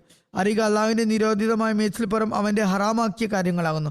അവയിൽ നിന്ന്, അതായത് വ്യക്തമായ ഹറാമായ കാര്യങ്ങളിൽ നിന്ന് വിട്ടുനിൽക്കുവിൻ. ഒരു വിശ്വാസികൾക്കിടയിൽ വിശ്വാസി വൃന്ദത്തിൽ ശരീരത്തിലെ തല എന്ന പോലെ അവസ്ഥയിലുള്ളതാക്കുന്നു. തലയിൽ വേദന അനുഭവപ്പെടുമ്പോൾ ശരീരം മുഴുവനും പ്രയാസം അനുഭവപ്പെടുന്നു. ആ ഒരു നിലയാണ് വിശ്വാസിക്കുള്ളത്. ഈ കാര്യങ്ങളെല്ലാം മുസ്ലിങ്ങൾ ഓർമ്മിച്ചു വെച്ചിരുന്നെങ്കിൽ ഒരു ശത്രുവിനും അവരിലേക്ക് കണ്ണുയർത്തി നോക്കാൻ പോലും ധൈര്യം വരില്ലായിരുന്നു. ഹദരത്ത് ഖലീഫത്തുൽ മസീഹ് അവൽ പറയുന്നു, ശത്രുക്കൾ മക്കയിൽ നിന്നും ഉഹദ് യുദ്ധ ദിവസം മദീനയിലെത്തി. ഷാമിൽ നിന്നും അബൂ സുഫ്യാൻ കൊണ്ടുവന്നിരുന്ന യുദ്ധസാധന സാമഗ്രികളെ തടയാനും പ്രതിരോധിക്കാനും തിരുനബി സല്ലല്ലാഹു അലൈഹി വസല്ലമിന് ബദർ വരെയും ക്ഷമിക്കേണ്ടതായി വന്നു. അതിൽ കുഫറിന്റെ ശക്തി ക്ഷയിച്ചു. ഇപ്പോൾ അതേ സാധനങ്ങൾ മുസ്ലിങ്ങളെ നേരിടാൻ അവർ സ്വരുക്കൂട്ടിയിരുന്നു. വിശുദ്ധ ഖുർആൻ താഴെ പറയുന്ന ആയത്തിൽ അതിനെയും അവന്റെ മാർഗത്തിൽ ചെലവഴിക്കുന്നതിനെയും സംബന്ധിച്ച് പറയുന്നു, ഇന്നല്ലസീന കഫറു യുൻഫിഖൂന അംവാലഹും ലിയസുദ്ദു അൻ സബീലില്ലാഹി ഫസയുൻഫിഖൂനഹ സുമ്മ തകൂനു അലൈഹിം ഹസറ. ഈ യുദ്ധത്തിൽ ഖുറൈശികളോടൊപ്പം ബനി തിഹാമ, ബനി കിനാന ഗോത്രങ്ങൾ പങ്കെടുത്തിരുന്നു. നിഷേധികളുടെ സൈനിക ബലം 3000 വരെ എത്തിയിരുന്നു. എല്ലാവരും ആയുധധാരികളും 700 പേർ പടച്ചട്ടയണിഞ്ഞവരുമായിരുന്നു. എല്ലാവരും മുസ്ലിങ്ങളോട് പകരം വീട്ടണമെന്ന ആവശ്യത്തിലായിരുന്നു. ഈ ചെറിയ ചെറിയ ഗോത്രങ്ങൾ തികഞ്ഞ രോഷത്തോടെ അബൂ സുഫിയാന്റെ നേതൃത്വത്തിൽ സൈന്യമായി മദീനയുടെ വടക്ക് കിഴക്കിൽ ഒരു നിശ്ചിത സ്ഥലത്ത് തങ്ങളുടെ സംഘത്തെ നല്ലപോലെ സുദൃഢമാക്കി. അവർക്കും മദീനക്കും ഇടയിൽ ഉള്ള ദൂരം ഉഹദിന്റെ താഴ്വാര മാത്രമായിരുന്നു. ഈ സ്ഥലത്ത് അവർ താവളമടിച്ച് മദീനക്കാരുടെ കൃഷിയും തോട്ടങ്ങളും നശിപ്പിക്കാൻ തുടങ്ങി. അതിൽ സ്വഹാബാക്കൾക്ക് നല്ലപോലെ രോഷം പൂണ്ടു. ഇസ്ലാമിന്റെ സഹായികൾ പ്രതികാരം ചോദിക്കാൻ തയ്യാറായി. തിരുനബി സല്ലല്ലാഹു അലൈഹി വസല്ലമയോട് പ്രതിരോധിക്കണമെന്ന് കൂടെ ആവശ്യപ്പെട്ടു തുടങ്ങി. തിരുനബി സല്ലല്ലാഹു അലൈഹി വസല്ലം 1000 ആളുകളുമായി അവരെ നേരിടാൻ മദീനയിൽ നിന്ന് പുറത്തു വന്നു. മദീനയിൽ അബ്ദുല്ല ബിൻ ഉബൈ എന്നൊരു നേതാവ് മദീനയിൽ താമസിച്ചിരുന്ന അയാൾ പ്രത്യക്ഷത്തിൽ മുസ്ലിങ്ങളുടെ കൂടെ ആയിരുന്നെങ്കിലും യുദ്ധത്തിൽ നിർണായക സന്ദർഭത്തിൽ പ്രശ്ന കലുഷിതമായ അവസരത്തിൽ തൻ്റെ 300 അനുയായികളുടെയും കൂട്ടി മുസ്ലിങ്ങളിൽ നിന്നും വിട്ടുപോകുകയുണ്ടായി. അങ്ങനെ മുസ്ലിങ്ങളുടെ ശക്തി 1000-ൽ നിന്നും 700-ആയി കുറഞ്ഞു. ഈ ചെറിയ സംഘത്തിൽ ആകെ 2 കുതിരകളാണ് ഉണ്ടായിരുന്നത്. എന്നാൽ മുസ്ലിം യോദ്ധാക്കൾ സ്ഥൈര്യപൂർവ്വം മുന്നോട്ട് ഗമിച്ചുകൊണ്ടേയിരുന്നു. അവർ ഹർമം ഈന്തപ്പനത്തോട്ടത്തിലൂടെയാണ് പോയത്. അങ്ങനെ അവർ ഉഹദ് മലയിലെത്തി. മുസ്ലിം സൈന്യം രാത്രി മുഴുവൻ ഈ മലയ്ക്ക് കീഴിൽ കഴിച്ചുകൂട്ടി. രാവിലെ ഫജ്ർ നമസ്കരിച്ച ശേഷം രണാങ്കണത്തിലെത്തി. അതായത് ആ സമയത്ത് യുദ്ധം ആരംഭിച്ചു. ഇതിൻ്റെ ബാക്കി വിശദാംശങ്ങൾ ഇൻഷാ അല്ലാഹ് പിന്നീട് വിവരിക്കുന്നതാണ്. ഞാൻ ഫലസ്തീനുകാർക്ക് വേണ്ടി ദുആ ചെയ്യാൻ വേണ്ടി കുറച്ചായി പറഞ്ഞുകൊണ്ടിരിക്കുന്നുണ്ട്. ദുആകൾ ചെയ്തുകൊണ്ടേയിരിക്കുക. കഴിഞ്ഞ ദിവസവും സീസ് ഫയർ വെടിനിർത്തൽ അവസാനിച്ച ശേഷം ഞാൻ വിവരിച്ചതുപോലെ ഞങ്ങൾ വിചാരിച്ചതുപോലെ തന്നെ ആണ് നടന്നുകൊണ്ടിരിക്കുന്നത്. ഇസ്രായേലി സർക്കാർ നേരത്തേതിലും അധികമായി ശക്തമായ നിലയിൽ ഗസയിലേക്ക് എല്ലാ പ്രദേശത്തും ഇപ്പോൾ ബോംബ് വർഷിച്ചുകൊണ്ടും അക്രമങ്ങൾ നടത്തിക്കൊണ്ടും ഇരിക്കുകയാണ്. നിർദോഷികളായ കുട്ടികളും പൗരന്മാരും ഷഹീദാക്കപ്പെടുന്നു. ഇപ്പോൾ ഈ പ്രവർത്തനത്തിനെതിരിൽ അമേരിക്കയിലെ ഒരു കോൺഗ്രസ് പ്രതിനിധി, ഇദ്ദേഹം യഹൂദിയാണെന്ന് തോന്നുന്നു, പറയുന്നു ഇപ്പോൾ ഒരുപാട് ഇത് അതിര് കടന്നിരിക്കുന്നു. അമേരിക്ക ഇത് അവസാനിപ്പിക്കാൻ ശ്രമിക്കേണ്ടതാണ്. അമേരിക്കൻ പ്രസിഡന്റും പതുങ്ങിയ ശബ്ദത്തിൽ ഈ ഫയറിംഗ് നിർത്തണമെന്ന് പറയുന്നുണ്ട്. ഈ വെടിവെപ്പ് നിർത്തേണ്ടതാണ്. അതും വടക്കും തെക്കുമെല്ലാം ഒരുപോലെ തുടർന്നുകൊണ്ടിരിക്കുന്നു. ആദ്യം ഇവർ പറഞ്ഞുകൊണ്ടിരുന്നത് വടക്ക് ഭാഗത്ത് പോയാൽ ഒന്നും സംഭവിക്കില്ല എന്നായിരുന്നു. എന്നാൽ ഇപ്പോൾ അവിടെയും ഇതുതന്നെയാണ് അവസ്ഥ. ഏതായാലും ഈ അമേരിക്കൻ പ്രസിഡന്റിന്റെ വാക്കുകൾ മനുഷ്യത്വത്തോടുള്ള അനുകമ്പ കൊണ്ടുള്ളതൊന്നുമല്ല. അങ്ങനെയുള്ള തെറ്റിദ്ധാരണ ആർക്കും വേണ്ട. ഇത് അവരുടെ സ്വാർത്ഥ ലാഭത്തിന് വേണ്ടി, നിശ്ചിത താല്പര്യങ്ങൾക്ക് വേണ്ടിയുള്ളതാണ്. അമേരിക്കയിൽ ഇലക്ഷൻ നടക്കാൻ പോവുകയാണ്. യുദ്ധം അവസാനിപ്പിക്കണമെന്ന് പറഞ്ഞ് അവിടെയുള്ള യുവാക്കൾ പ്രതികരിച്ചു കൊണ്ടിരിക്കുന്നു. അമേരിക്കൻ പൗരന്മാരും മുസ്ലിങ്ങളും ബഹളം കൂട്ടാൻ തുടങ്ങിയിരിക്കുന്നു. അതുകൊണ്ട് ഇവർ വോട്ട് കിട്ടാനാണ് ഇതൊക്കെ ചെയ്യുന്നത്. ഇവർക്ക് പലസ്തീനുകാരോടും മുസ്ലിങ്ങളോടും യാതൊരു അനുകമ്പയുമില്ല. ഇനി മുസ്ലിം രാജ്യങ്ങളുടെയും ശബ്ദത്തിൽ നമുക്ക് കുറച്ച് ശക്തി പ്രാപിച്ചതായി കാണാൻ സാധിക്കുന്നുണ്ട്. എല്ലാവരും ഒത്തൊരുമിച്ച് യുദ്ധം അവസാനിപ്പിക്കാൻ ശ്രമിക്കുന്നില്ലെങ്കിൽ അതിൽ ഒരു പ്രയോജനവും ഉണ്ടാകുന്നതല്ല. അള്ളാഹു മുസ്ലിങ്ങൾക്കിടയിൽ ഐക്യമുണ്ടാക്കി തീർക്കുമാറാകട്ടെ. മുസ്ലിങ്ങൾക്ക് ഐക്യമില്ലെന്ന് അമുസ്ലിം ലോകത്തിന് നന്നായി അറിയുന്നതാണ്. മറിച്ച് മുസ്ലിങ്ങളെ തന്നെ കൊല്ലുന്നതിൽ വ്യാപൃതരാണ്. യമനിൽ എന്തൊക്കെയാണ് നടന്നുകൊണ്ടിരിക്കുന്നത്, അതുപോലെ മറ്റു രാജ്യങ്ങളിലും മുസ്ലിങ്ങളുടെ കൈകളാൽ ആയിരക്കണക്കിന് കുട്ടികളും നിരപരാധികളും കൊല്ലപ്പെടുന്നു. മറിച്ച് ചിലയിടങ്ങളിൽ ലക്ഷക്കണക്കിനാണ് മരണപ്പെടുന്നത്. ഇതാണ് അന്യർക്ക് ധൈര്യം പകരുന്നത്. അവർക്ക് മേൽ അക്രമം ചെയ്താൽ ഒന്നും വരാനില്ല. ഇവർ സ്വന്തം തങ്ങൾക്ക് മേൽ തന്നെ അക്രമം ചെയ്തുകൊണ്ടിരിക്കുന്നവരാണ്. മുസ്ലിങ്ങൾക്ക് മുസ്ലിങ്ങളുടെ ജീവനെപ്പറ്റി ആശങ്കയില്ലെങ്കിൽ അന്യരായ മറ്റുള്ളവർക്ക് എന്തിന് അവരെക്കുറിച്ച് വേവലാതി ഉണ്ടാകണം? അള്ളാഹു വിശുദ്ധ ഖുർആനിൽ വളരെ ശക്തമായി മുന്നറിയിപ്പ് നൽകിയിട്ടുണ്ട്. മുസ്ലിങ്ങളെ കൊല്ലുന്നതിനെ പറ്റി നൽകിയ മുന്നറിയിപ്പ് ഇപ്രകാരമായിരുന്നു. അതായത് അത്തരം ആളുകൾ നരകാവകാശികളാകുന്നു. മുസ്ലിങ്ങൾ ഒന്നിച്ചു നിന്ന് ലോകത്തു നിന്നും അക്രമം ഇല്ലാതാക്കാനും അവർ അതിൽ ഭാഗാകാതിരിക്കാനും അള്ളാഹു തുണക്കുമാറാകട്ടെ. UNO തങ്ങളുടെ ശബ്ദം അല്പം ഉച്ചത്തിലാക്കാൻ ശ്രമിക്കുന്നുണ്ട്. പക്ഷേ അവരുടെ ശബ്ദം ആര് കേൾക്കാനാണ്? ഞങ്ങൾ അത് ചെയ്യും, ഇത് ചെയ്യും, അത് നൽകും, ഇത് നൽകും എന്നെല്ലാം അവർ വാദമുന്നയിക്കുന്നുണ്ട്. പക്ഷെ ഒന്നും ചെയ്യാൻ അവർക്ക് കഴിയില്ല. ഇവർ പറയുന്നത് അംഗീകരിക്കാൻ ആരും തന്നെയില്ല. വലിയ ശക്തികൾ തങ്ങളുടെ അധികാരം ദുരുപയോഗപ്പെടുത്തുന്നു. അള്ളാഹു മുസ്ലിങ്ങളോട് കരുണ കാണിക്കട്ടെ. ഏതായാലും ഈ ആക്രമണം അവസാനിപ്പിക്കാൻ വേണ്ടി നമ്മൾ ദുആ ചെയ്യുന്നതോടൊപ്പം ഞാൻ നേരത്തെ പറഞ്ഞതുപോലെ ജമാഅത്ത് അംഗങ്ങൾക്ക് സന്ദേശം തന്ന പോലെ തന്നെ തങ്ങളുടെ ചുറ്റുവട്ടത്തുമുള്ള ആളുകൾക്കും തങ്ങളുടെ പ്രദേശത്തുള്ള രാഷ്ട്രീയക്കാരോടും അക്രമം അവസാനിപ്പിക്കാൻ ശബ്ദമുയർത്താൻ കൂടെ കൂടെ പറഞ്ഞുകൊണ്ടിരിക്കുക. അതുപോലെ ഈ അക്രമം അവസാനിപ്പിക്കാൻ നമ്മൾ ശ്രമിക്കേണ്ടതുണ്ടെന്ന സന്ദേശം തങ്ങളുടെ ചുറ്റുപാടുമുള്ള ആളുകളിലേക്കും പരത്തുക. അള്ളാഹു നിരപരാധികളായ ഈ ജനങ്ങളെ അക്രമത്തിൽ നിന്നും രക്ഷിക്കുമാറാകട്ടെ. നമസ്കാര ശേഷം ഞാൻ 2 ജനാസ ഗായിബ് നമസ്കരിപ്പിക്കുന്നതാണ്. ആദ്യത്തേത് ഹോളണ്ടിലെ മസൂദ ബേഗം അക്മൽ സാഹിബയുടേതാണ്. ഇവർ പരേതനായ മൊറബി സിൽസില അബ്ദുൽ ഹക്കീം അക്മൽ സാഹിബിന്റെ ഭാര്യയാണ്. കഴിഞ്ഞ ദിവസം വഫാത്തായി. ഇന്നാലില്ലാഹി വ ഇന്നാ ഇലൈഹി റാജിഊൻ. അവരുടെ മാതാമഹൻ ഹജരത്ത് മിയ അബ്ദുൽ സമദ് സാഹിബും പ്രമാതാമഹൻ ഹജരത്ത് മിയ ഫതഹുദ്ദീൻ സാഹിബും ഖാദിയാനിലെ സേഖ്വ ഗ്രാമക്കാരായിരുന്നു. ഹജരത്ത് മസീഹ് ഇസ്ലാമിന്റെ സഹാബികളായിരുന്നു രണ്ടുപേരും.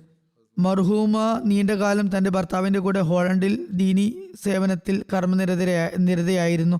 1957 ഹസരത്ത് മുസ്ലിം മൗദ് റളിയല്ലാഹുവിന്റെ നിർദ്ദേശപ്രകാരം അക്മൽ സാഹിബ് ആദ്യമായി ഹോളണ്ടിൽ പോയി.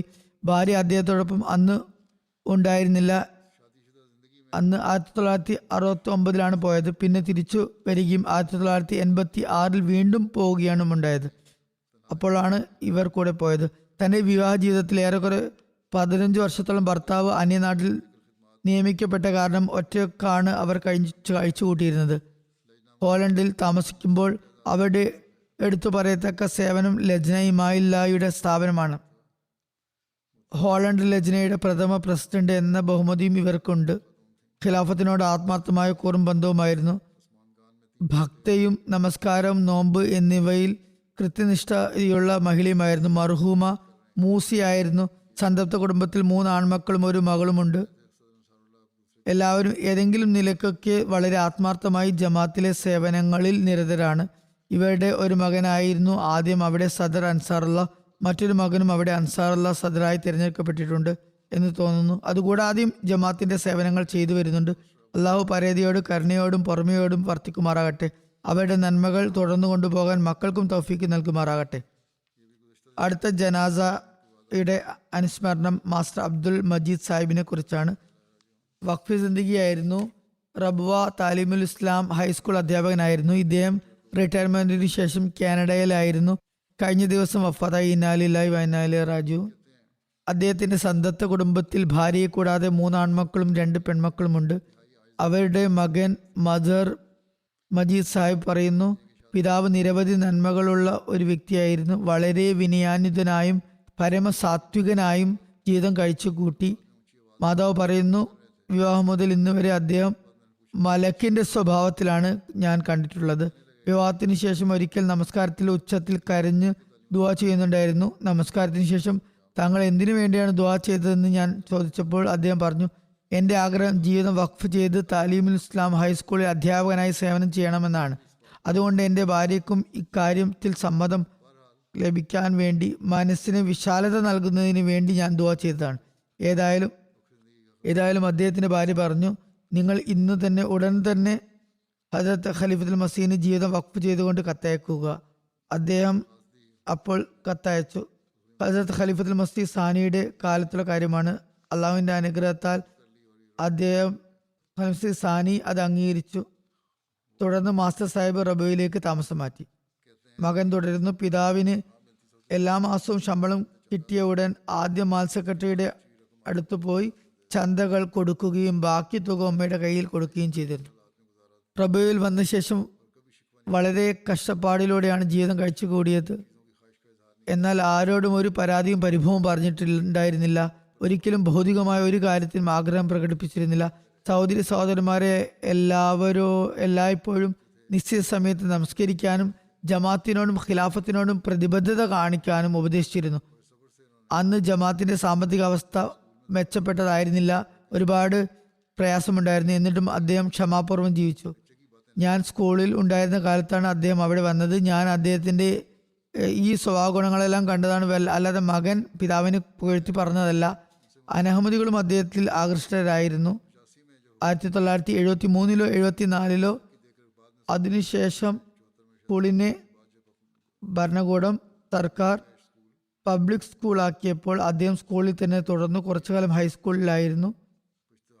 1985 അദ്ദേഹത്തിന് പ്രൊമോഷൻ നൽകി ഭേരയിൽ ഇസ്ലാമിയ ഹൈസ്കൂൾ ഹെഡ് മാസ്റ്ററായി നിയമിച്ചു. അവിടെയുള്ള ഡെപ്യൂട്ടി ഹെഡ് മാസ്റ്റർ ജാമിയ മസ്ജിദിലെ ഇമാമും കൂടിയായിരുന്നു. അഹമ്മദി ആയതുകൊണ്ട് ഇയാൾ അദ്ദേഹത്തോട് വിരോധം കാണിക്കുമെന്നാണ് കരുതിയിരുന്നത്. എന്നാൽ അദ്ദേഹത്തിന്റെ സൽപെരുമാറ്റം കാരണം ഇയാൾ അദ്ദേഹത്തെ നല്ലപോലെ ആദരിച്ചിരുന്നു. അദ്ദേഹത്തോട് വളരെ ബഹുമാന പുരസ്സരം പെരുമാറുകയും ചെയ്തിരുന്നു. നിവേദകൻ എഴുതുന്നു, ഒരു ദിവസം അയാൾ മറ്റ് അധ്യാപകരോട് ഇങ്ങനെ പറയുന്നുണ്ടായിരുന്നു: ഇയാൾ കാദിയാനി ആണെങ്കിലും മലക്കിന്റെ സ്വഭാവമുള്ള വ്യക്തിയാണ്. അങ്ങനെ അദ്ദേഹം നിശബ്ദ തബ്ലീഗ് ചെയ്തുകൊണ്ടിരുന്നു. ശത്രുക്കൾക്ക് മേലും പ്രഭാവം ചെലുത്തിയിരുന്നു. എപ്പോഴും അദ്ദേഹത്തിന്റെ ശിഷ്യന്മാർ അദ്ദേഹത്തെ കാണാൻ വന്നിരുന്നു. അവർ പറയുന്നു, ഞങ്ങൾ ഇദ്ദേഹത്തിന്റെ ശിഷ്യന്മാരായിരുന്നു. പക്ഷെ അദ്ദേഹമാകട്ടെ ജീവിതം വഖഫ് ചെയ്ത്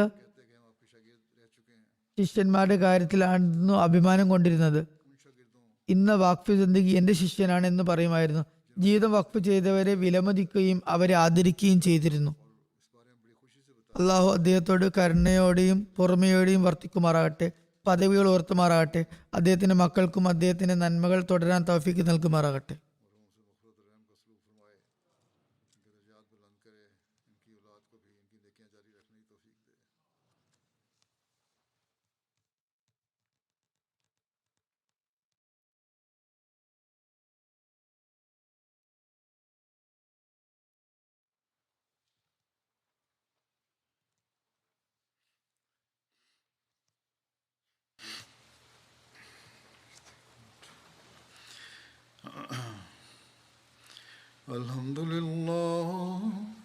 Alhamdulillah nahmaduhu wa nasta'inuhu wa nastaghfiruhu wa nu'minu bihi wa natawakkalu alayhi wa na'udhu billahi min shururi anfusina wa min sayyiati a'malina.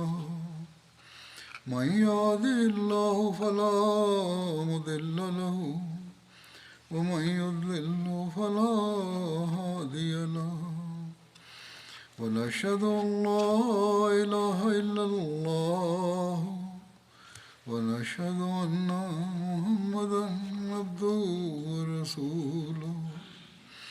عباد الله رحمكم الله إن الله يأمر بالعدل والإحسان وإيتاء ذي القربى وينهى عن الفحشاء والمنكر والبغي يعظكم لعلكم تذكرون.